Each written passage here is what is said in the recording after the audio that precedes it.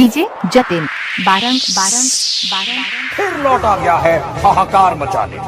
इसके नए एल्बम में है खतरनाक बीट्स, दर्दनाक ड्रॉप्स और भयंकर bass. Sound check. Check this out. Check this out. Check this out. Check this out. Check this out. Check this out. Check this out. Check this out. Check this out.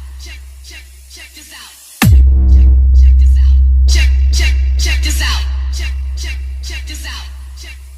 Check this out. Check this out. Check this out.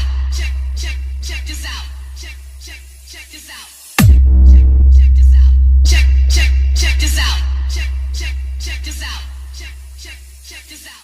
Let the bass kick.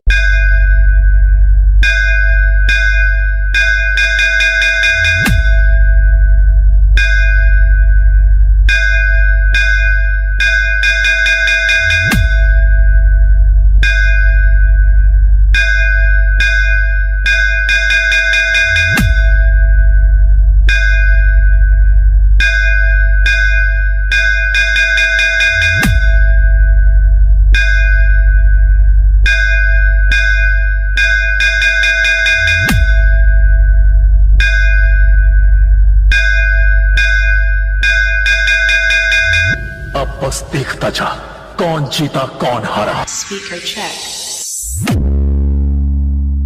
DJ Jatin Barang Barang Barang Let the bass kick.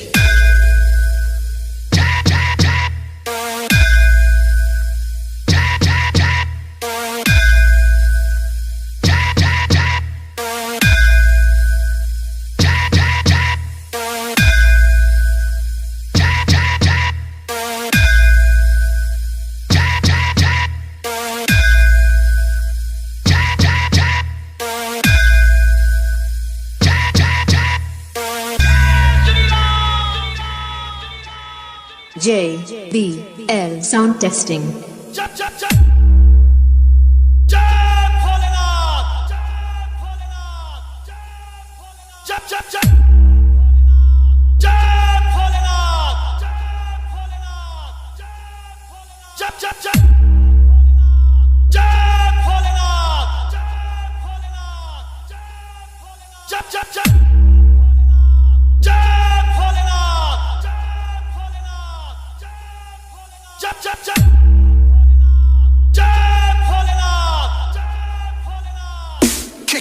Kick, bass, bass, bass.